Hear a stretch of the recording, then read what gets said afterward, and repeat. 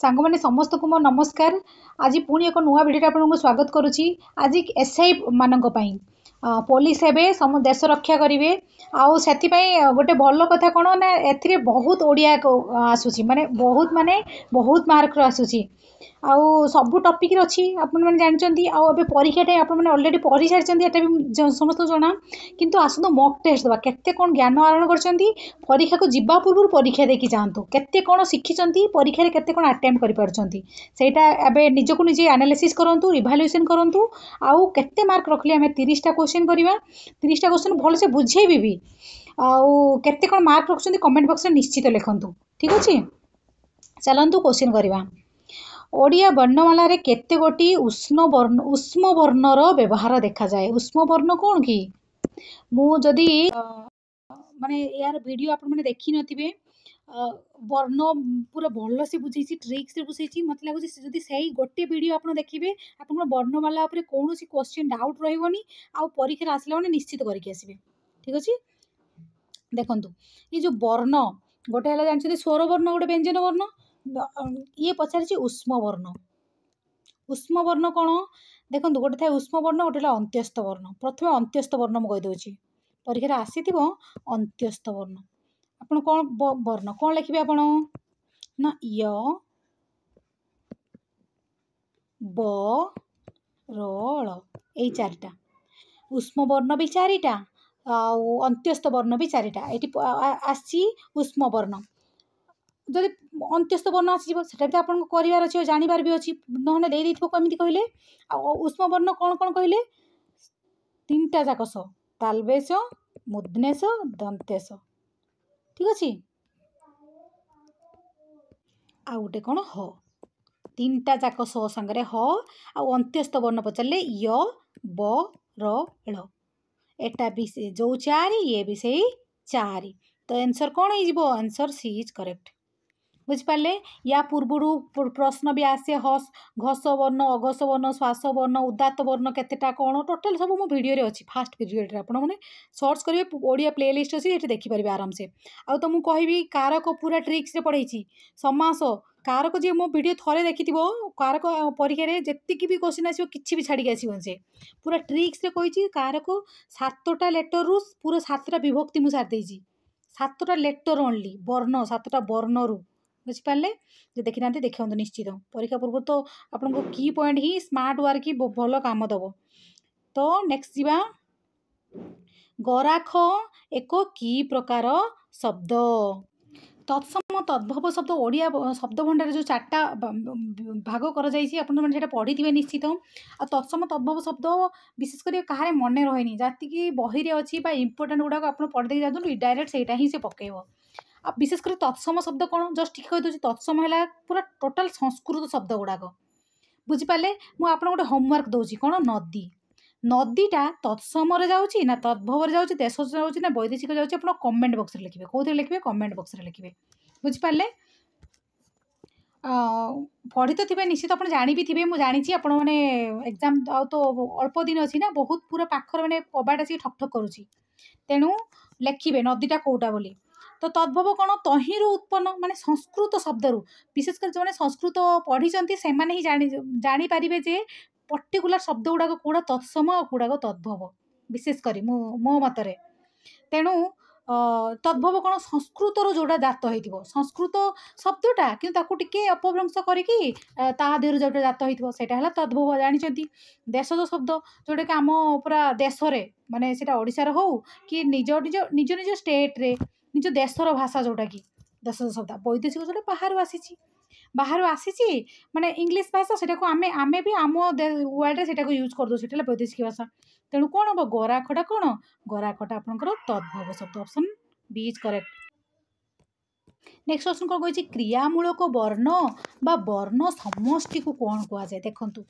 प्रथम तो आम क्रिया क्रियाटा कौन ना ऑप्शन कौन हो धातु हो ना प्रत्यय हो ना शब्द हो ना पद हो कौन हो मुझे कहूँ तो क्रिया क्रियाटा इंग्लीश रे कौन पढ़ी भर्ब पढ़ी मैंने जोटा आम कम करूँ एक्शन वर्ड से आम तो क्रिया कहूँ तेणु ये आंसर केमी आप इजिली जानीपारे देखूँ केमी जानीपारे ये ऑप्शनटा आप निजे ही कहे कौन अच्छी ना क्रिया है कौन ना धातु कौन ना पढ़ा पढ़ा खेलिबा गाइबा लेखिबा एगुड़ा सब है क्रिया पढ़ा पट धातु पढ़ा पट धातु लेखिबा लिख धातु एमती सब धातु थाए तो से धातुटा क्रिया को ही पूरा धातु ही कह जाए केते इजी क्वेश्चन देखो क्रिया को आप जानी क्रिया माने भर्ब भर्बटा भर्ब माने कौन लेखिबा खाइबा पढ़ा हसिबा खेलिबा एगुड़ा सब तो एगुड़ार मूल धातु पचार क्रियार मूलटा को कौन कह जाए धातु कह जाए माने पढ़ा मु कौन लिखिली ना पढ़ा पढ़ार मूलटा कौन माने एक क्रिया क्रियाटा पढ़ाटा गोटे क्रिया यार मूलटा को कौन कह जाए धातु कह जाए केते इजीटा देखो पढ़ाटा है क्रिया तार मूलटा को कौन कह जाए पट पट जोटा कि धातु थर थे पचारि दिए भी पढ़ारे कौ धातु अच्छी ना पट धातु लेखिबारे लिख देखो केते इजी देखियो गाइबा लेखिबा आपण निश्चित कहते लेखिबा तो लेखिबारे लिख धातु पूरा ट्रिक्स रे पढ़ा पट धातु हसिबा हस धातु प्रथमटा को धरने कि ना आ गोटे गोटे क्षेत्र में टिके अलग थाए जोटा कौच एगुड़ा सब माने जी संस्कृत भल से पढ़ी संस्कृत ग्रामर जे थोर से ओडिया ग्रामर को पूरा माने कारण मेन तो संस्कृत सब किसी आसी ना तो इजिली से आइडेंटिफाई करेंगे आउ ट्रिक्स भी करेंगे जमी मैथ आप ट्रिक्स लगाउछन्ती ना जमी 45 स्क्वायर जदि किए पचारदेव आप कौन कर ना 2025 एमती हूँ कौन ट्रिक्स लगे ही कर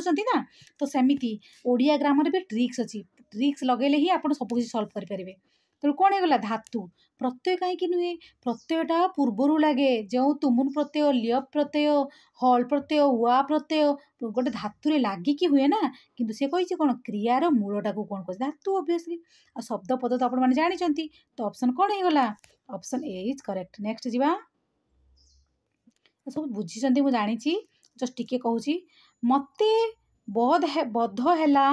ठीक जेपरी गोटे राक्षस मो आड़ को धाई आसूसी यही वाक्य ठीक क्यों प्रकार विशेषण विशेषण क्रिया विशेषण विधेय विशेषण ये सब पढ़ी तो आपण मैंने पढ़ी तो थे निश्चित कारण परीक्षा यहाँ खाली मक टेस्ट दौरान ये कौन हो आंसर गोटे अच्छी क्रिया विशेषण जो विशेष क्रियाटा को विशेषण होता क्रिया विशेषण विशेषण कौन गोटे विशेष्य पद थी गोटे विशेष्य पद थी विशेष्य पद पूर्वर गोटे विशेषण लगे पूर्वर भी आ गए विशेषण पत्र लगे सेटा को ही विशेषण विशेषण कहुए विधेय विशेषण कौन गोटे विशेष्य पद थी विशेष्य पद पर थी विशेषण जोटा कि विधेय विशेषण कहुए जानी जस्ट टे रिकल कर दूसरी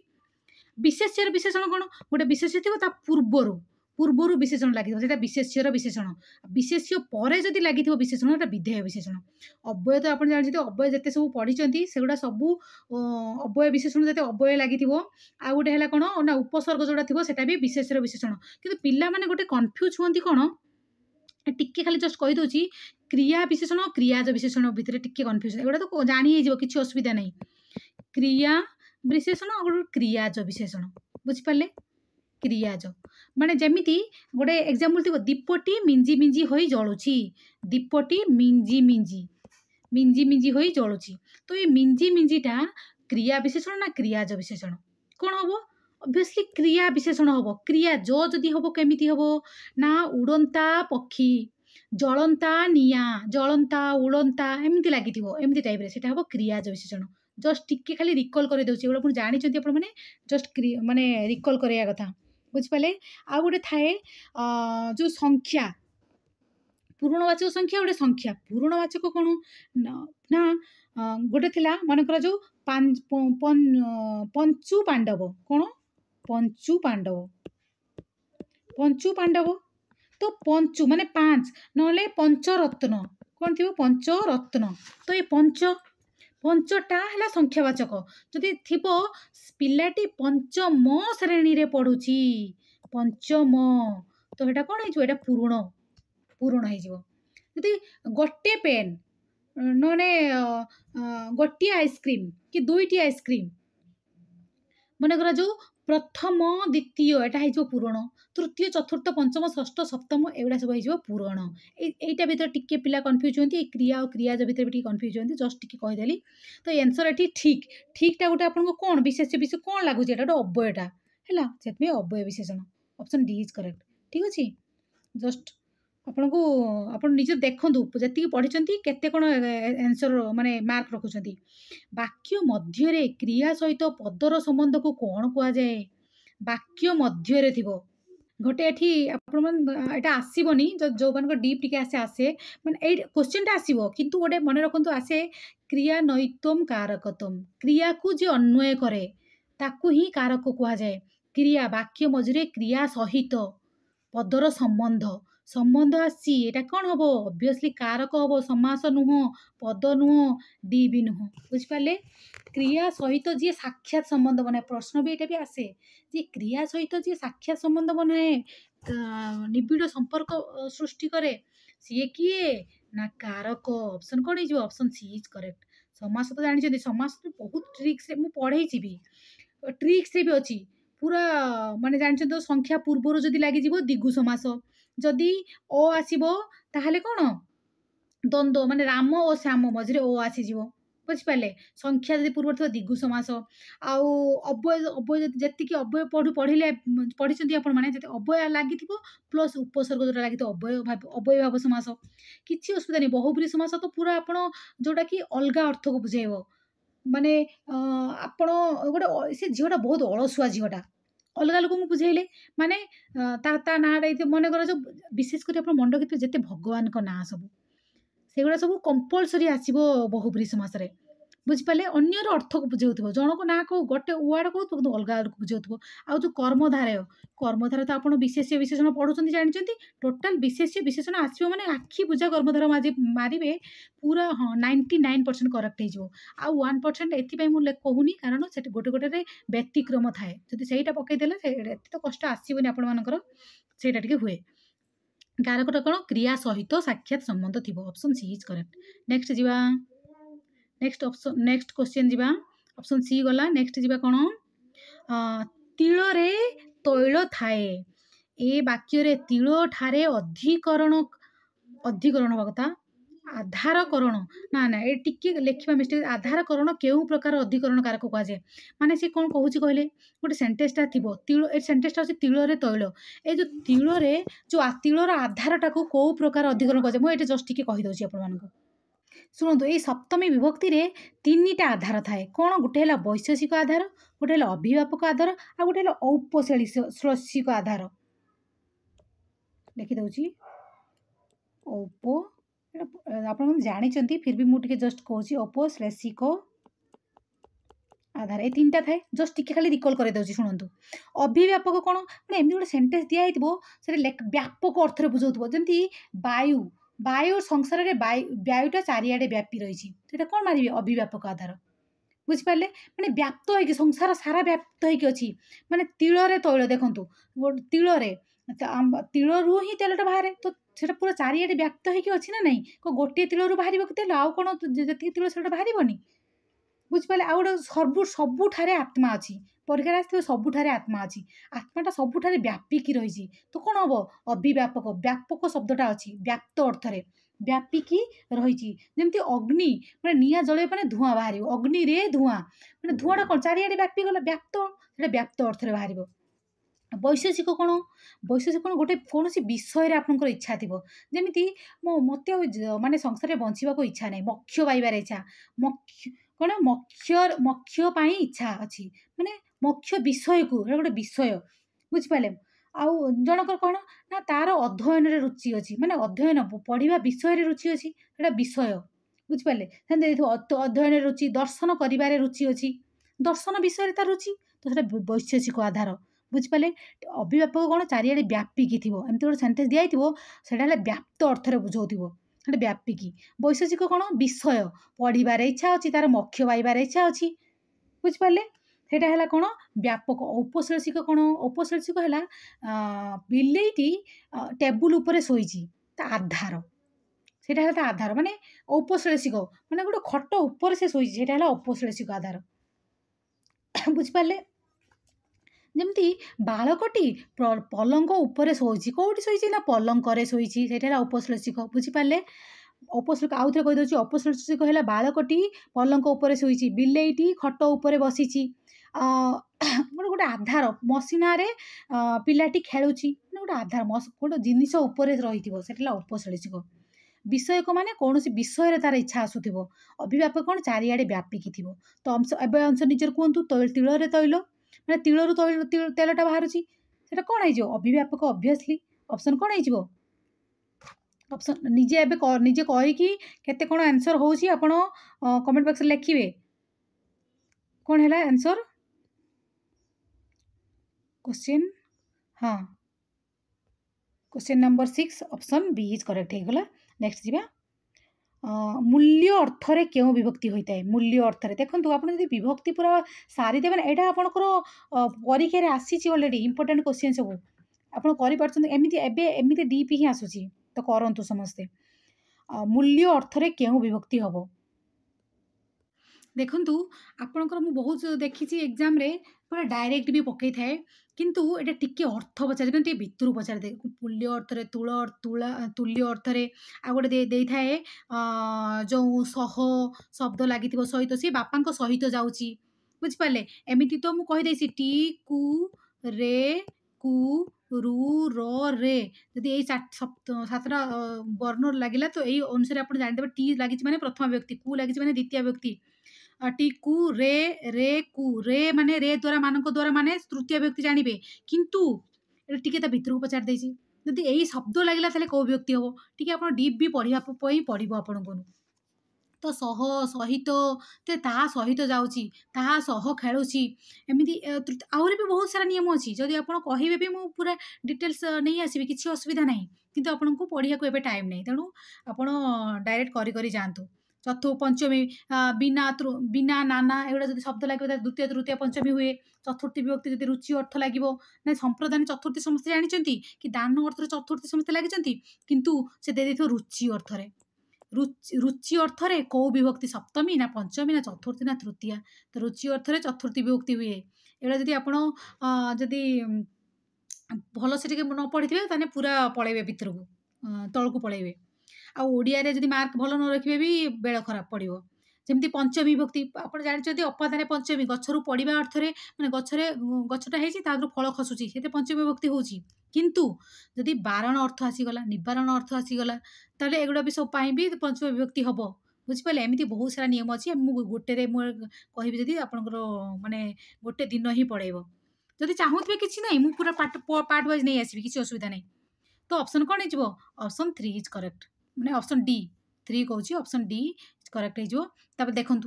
सब भितर क्वेश्चन ही पकई अंग विकार बुझाइले विकृत अंग ठारे क्यों विभक्ति हम जेनांग विकार गोटे सूत्र अच्छी आप सूत्र पढ़िया तो छाड़ू किंतु जदि कौन कौन लगिले एटलिस्ट जानवे कौ विभक्ति आप करेंगे। देखु पढ़ी केति भितर पढ़ी मो पाखे गोटे सब ट्रिक्स अच्छी ट्रिक्स मत लगुच दरकार पड़े कारण आप पढ़ी सारी थे। तो अंग विकार जमीती अंग विकार अर्थ तृतीय विभक्ति हुए कौ विभक्ति ना तृतीय विभक्ति हुए कौन कौन से पादरे माने छोटा लोकटे ताको आखिरे देखा जाउनी अंध लोकटे जाउची ए अंग विकार होइतिबो गोटे मनुष्यर अंगटा विकार होइतिबो माने किछि गोटे डिजाबल्ट होइतिबो तो सेटारे तृतीय विभक्ति हुए बुझी पाले। एमिति सबुथिरे अछि चतुर्थी विभक्ति रे कौन कौन लागले चतुर्थी विभक्ति हबो जदि आपण चाहुथिबे मु की पॉइंट नहले ले आसीबी जदि चाहुथिबे तो ऑप्शन कौन है ऑप्शन ए इज करेक्ट माने तृतीय विभक्ति हम जेनांग अंग विकार अर्थ रे तृतीय विभक्ति हुए option A is correct. Next कौन कही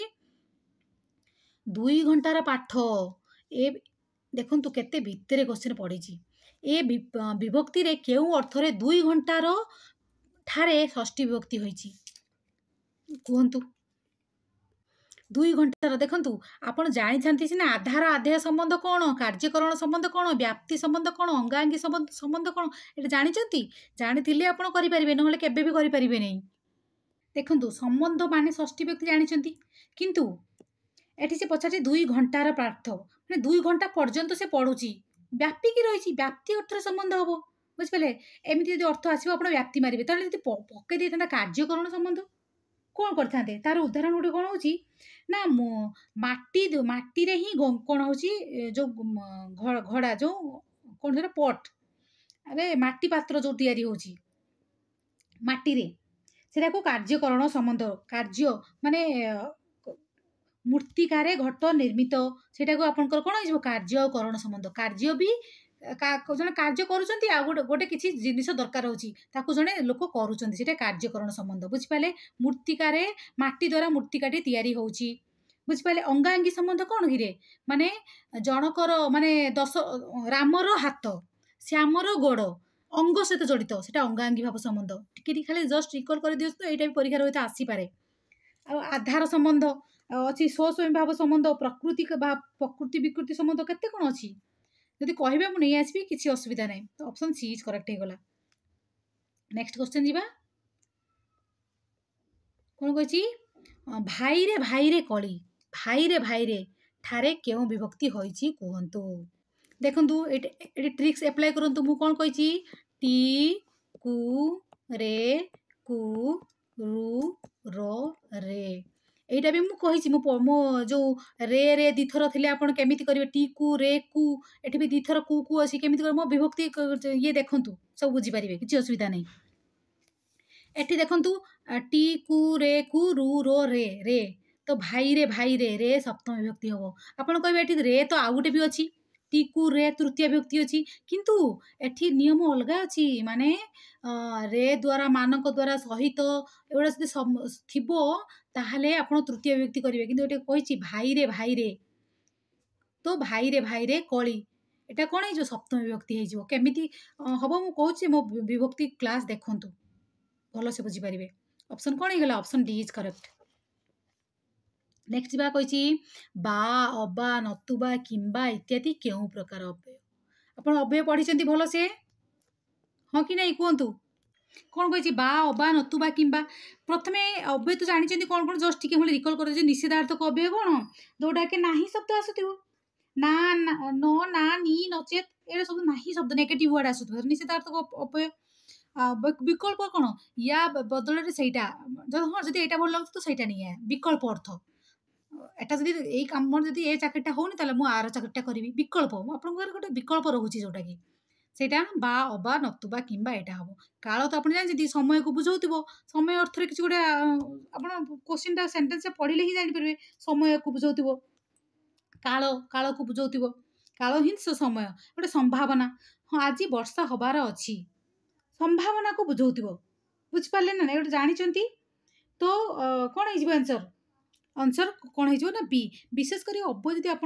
मन रखिपार ना सिंबल गुड़ाक मन रखि दिंतु जमी विभक्ति सूचक कु कु मान विभक्ति सूचक परिमाण जब होते जेते सेते एतिकी जो मान होनी लास्ट टाइम आप घुषि दिंतु एबे लास्ट टाइम घुषिकी जाता परीक्षा मार्क रखी आसा आम बुझा ना बुझिपारे आंसर कौन हो answer B is correct. Next जी निश्चय घृणा अत्यंत विपरीत निश्चय इत्यादि क्यों उपसर्गर व्यवहार होता है। देखो ये क्वेश्चन आप भाभी भी नथिबे ये टाइप क्वेश्चन भी आसूची बोली उपसर्गर इत्यादि क्यों अर्थरे क्यों उपसर्गटा व्यवहार होता है बोली पचारि आपण यहाँ आप होमवर्क रहा आप कमेंट बॉक्स रे लिखंतु आंसर न देखी करने ट्राए करेंगे। वर्षा होइथिले भल फसल होइथांता ये वाक्य रे व्यवहृत क्रिया केउं पर्याय रे ना संभाव्य भूत संभाव्य वर्तमान ना संभाव्य भविष्यत ना अनुका वर्तमान कौन होइथांता हाँ कि नहीं मुझे भल पढ़ी था आज भल नंबर रखी था तो संभाव्य भूत कौन हो answer answer A is correct. Next जी 30 केते रखुछती मते मार्क लिखिबे कमेंट बॉक्स रे निम्न केउ उक्ति रे मल्ला शब्दटी अव्यय पद भाव रे व्यक्त होइछि ना मल्ला घोड़ार टांक मापी कि लाभ शेष रे से मल्ला मल्लांकर ये रीति जीवंतांकर नुहे मल्ला एया कहिबाकू डाकिथिला मल्ला कोन मल्ला एया कहिबाकू डाकिथिलु ना तू तो निम्नोक्त उक्ति मल्ला शब्दटी अव्यय पद भाव में व्यक्त कौटी मल्ला शब्द अव्यय भाव में व्यक्त होती एटा देखो सेंटेंस पढ़ले ही आपको पूरा इजिली जना पड़ जाऊँगी मल्ला घोड़ार तो यही टाइप हेल्ले आप ऑब्वियसली आंसरटा को चूज तो करेंगे एटा माने ऑब्वियसली तो कौन मल्ला एया कहवा डाकिलु ना तू तो यहाँ गोटे अव्यय रूप में व्यवहृत होती लगुच कारण ये देखो सेंटेंस सागर मिसी जाइए कौन लगुच आपंकर तो এইটা ହିଁ ଗୋଟେ ମଲା ଏଇଆ କହିବାକୁ ଡାକିଥିଲୁ। ତ option D is correct. Next ଯିବା 15 ନମ୍ବର। ବାକ୍ୟାନ୍ୱୟ କହିଲେ କାହାକୁ କୁହାଯାଏ? ନା ବାକ୍ୟରେ ପଦମାନଙ୍କର ସ୍ଥାନନ୍ୱୟ, ନା ପଦ୍ୟକୁ ଗଦ୍ୟରେ ପରିଣତ କରିବା ପ୍ରକ୍ରିୟା, ନା ବାକ୍ୟରେ ବ୍ୟବହୃତ ବିଭକ୍ତି ରୂପ ନିର୍ଣ୍ଣୟ, ନା ବାକ୍ୟର ଗଠନଗତ ବୈଶିଷ୍ଟ୍ୟ ନିର୍ଣ୍ଣୟ। ଦେଖନ୍ତୁ ମୁଁ ଗୋଟେ କହୁଛି, ୟା ପୂର୍ବରୁ ମୁଁ OTT ପାଇଁ ଆଣିଥିଲି କି ପଏଣ୍ଟ ସବୁ, ମାନେ ଗୋଟେ ପେଡାଗୋଜି ମାନେ ମୁଁ ପଢ଼େଇଥିଲି ଗୋଟେ ଭିଡ଼ିଓରୁ 3-4 ମାର୍କ ଲେଖା ଆସିଛି। ତେଣୁ ମୁଁ ଓନ୍ଲି ଆନ୍ସର କହିକି ଯାଉଛି ସେଇଟା ନୁହଁ, ଆପଣ ମୁଁ କ'ଣ ବୁଝଉଛି ସେଇଟା ବି ଦେଖିବା ଦରକାର। ହୁଏତ ସେଇଟା ବି ପରୀକ୍ଷାରେ ଆସିଯାଇପାରେ। ତେଣୁ କ'ଣ ହେଇଯିବ ଏଇଟା ଆନ୍ସର? ଅପସନ୍ ଏ ନା ବି ନା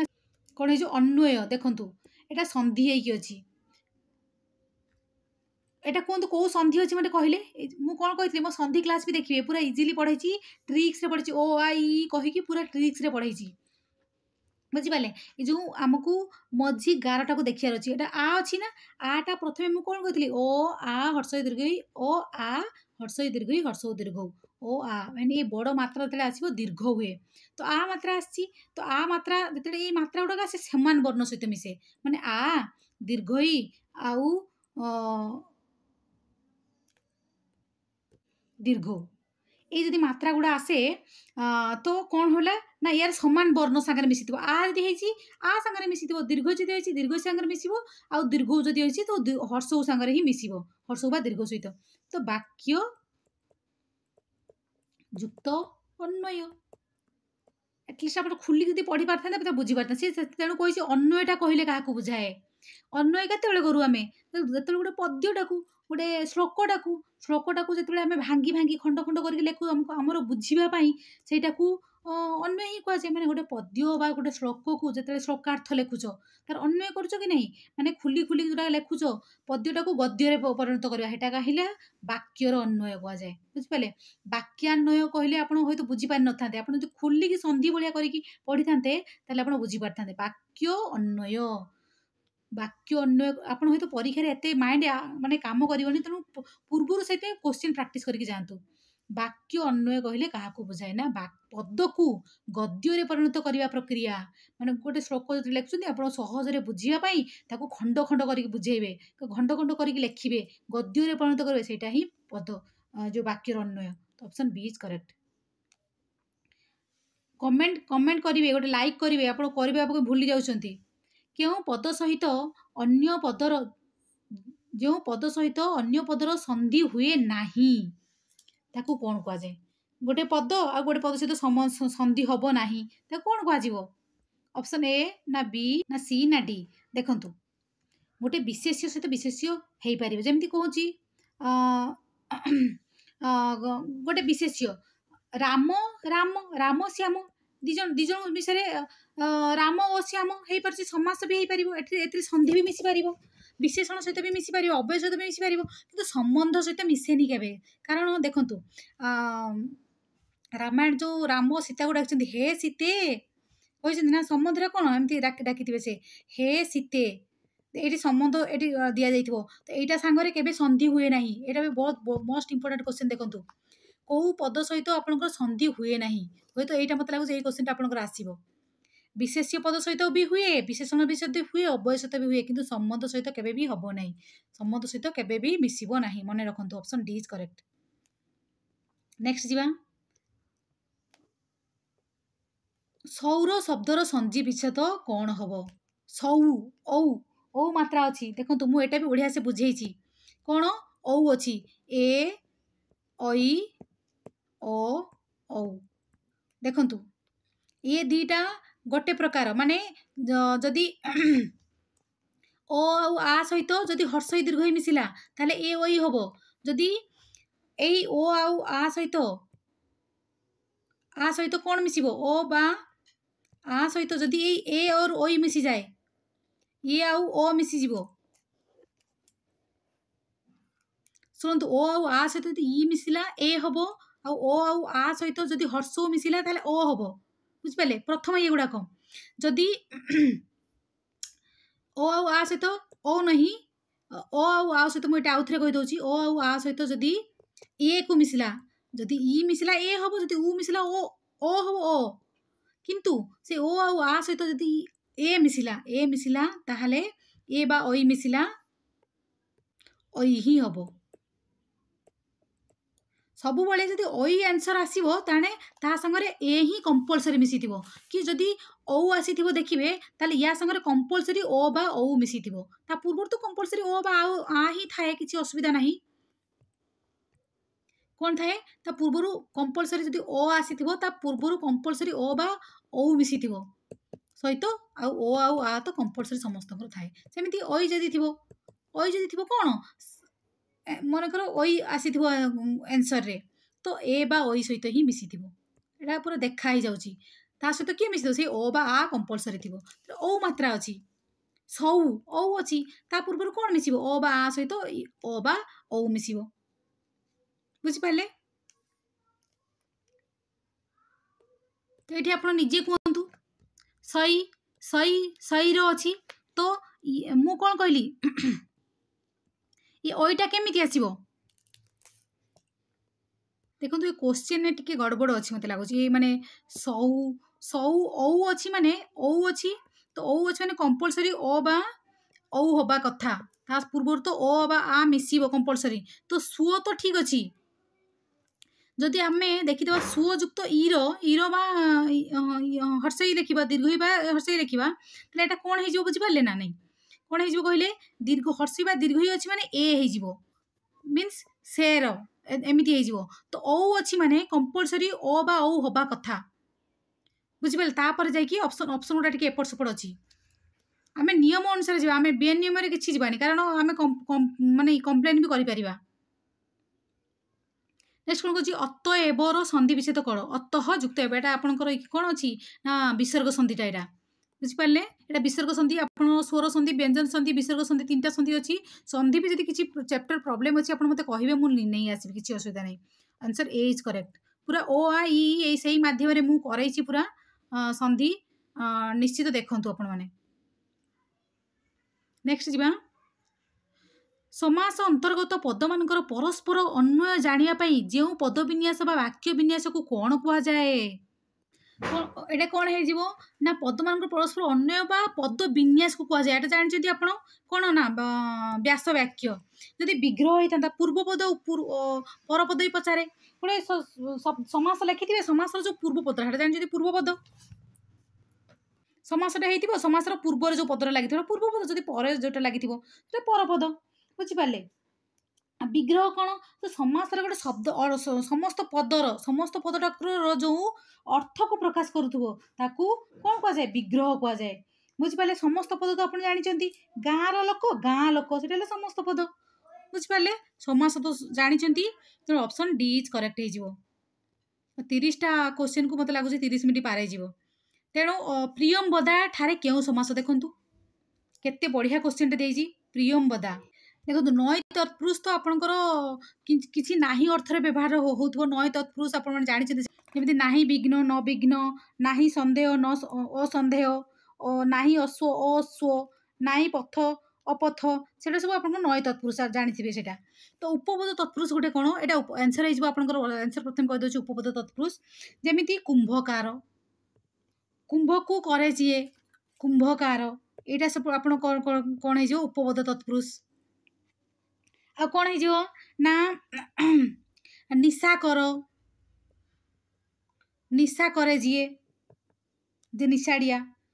वंशबद एगुड़ा सब आपणकर कौन हो कहले उपपद तत्पुरुष मन रखु प्रियंवदा सेमिति आपणकर कौन हो ना उपपद तत्पुरुष बुझिपारे मन रखिथे द्वितीय तत्पुरुष तो आप जानते टी जो विभक्ति लगी विभक्ति से द्वितीय तत्पुरुष तत्पुरुष समास आप पूरा इजिली जानीपारे सब विभक्ति चिन्ह लगी तत्पुरुष समास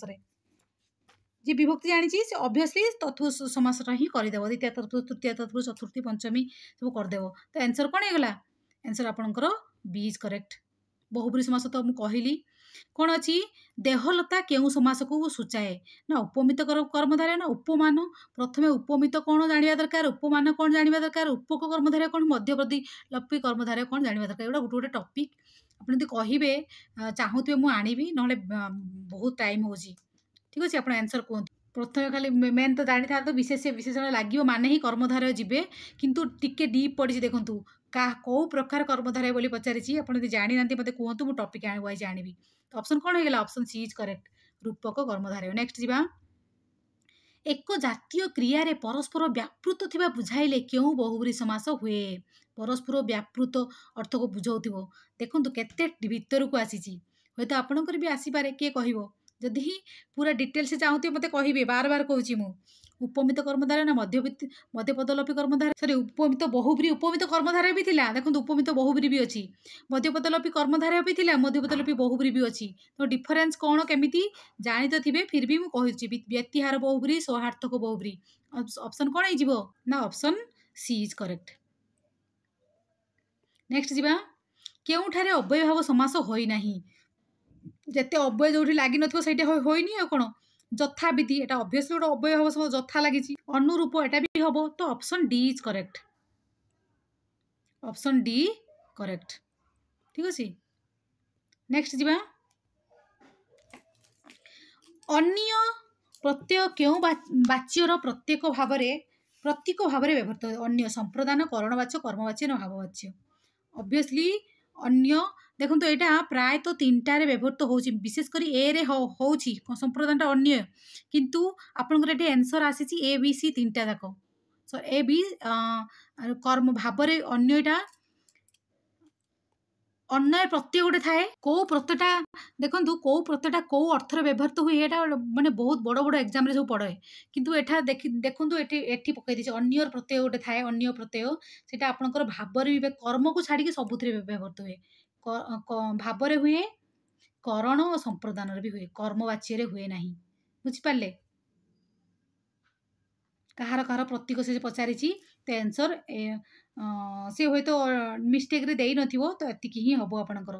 तो कौ अर्थरे कौ प्रत्ययटा कौ आप खाली प्रत्यय पढ़ुଛନ୍ତି किंतु कौ अर्थरे व्यवहृत हुए एटा पढ़ी नथिबे बुझिपारे नेक्स्ट क्वेश्चन कृत प्रत्यय हेले स्थल विशेष वर्ष मानकर परिवर्तन प्रक्रिया आदेश केउठारे होइताय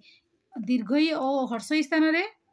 देखो खाली मुझे आंसर कही जाऊँगी बहुत टाइम है शब्द मध्य कौन वर्णर अदृश्य होगा रीति को ना दुई वर्ण मध्य अन्य वर्णर संस्थापन रीति को ना option number D is correct कौन वर्ण परिवर्ते अन्य एक वर्ण व्यवहृत होगा रीति को ठीक अच्छे जदि या पीडीएफ चाहूथे भी मत मेसेज करेंगे मुझे पीडीएफ देदेवी किसी असुविधा नहीं नेक्स्ट कौन केउटी तद्धित शब्द चिन्ह हो तद्धित कृदंत पढ़ी तद्धित माने आपण लेखन्तु ये कमेंट बॉक्स में तद्धितटा शब्दरू व्यवहृत हुए ना धातुरू आ कृदंतटा कौथुरु व्यवहृत हुए शब्दरू ना धातुरू ठीक अच्छे तो केउटी तद्धित शब्दर चिन्ह बोली पचार शब्दटा चिन्ह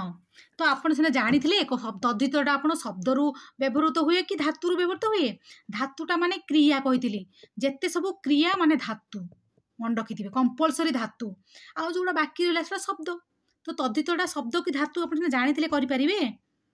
बुझिपारे तो ऑप्शन डी इज करेक्ट जो आप कमेंट बॉक्स लिखते शब्द तद्धित धातु ना शब्द केवल एतिक जब जानीदे तद्धित शब्द ना धातु तो आपंकर तद्धित प्रत्यय कृदंत पथर किसी डाउट भी रही परीक्षा आसवा क्षणी निश्चित करदे ठीक अच्छे आगू जावा मु विदेश जाऊँगी मो पिला मानकु टिके देखिबो ए वाक्य देखिबो केउ अर्थ व्यवहार होची ना विचार करने अर्थ रे आकट करने अर्थ रे जंत्र नेबा ना चाहिबा अर्थ रे ना जत्न नेबा अर्थ रे मो पिलाटा को देखियो मो पिलाटा माने जत्न नब एपर आप रसगोला खाଇବା क्वेश्चन हो गला ऑप्शन सी इज करेक्ट जत्न नब मो पिलाटे केयर नब से अर्थ व्यवहृत होइछि कोन केउ शब्दटी श्रृंग अर्थ रे व्यवहृत होइछि ना अस्म ना कूट ना च्युत ना cute cone option D is correct next question जीवा केते आ क्वेश्चन अछि बहुत सारा अछि ना 2टा क्वेश्चन सरी जीवो एटी लेखा शायद टी एपट सेपट हो जाए 28 पर एटा 29 29 नंबर क्वेश्चन एटा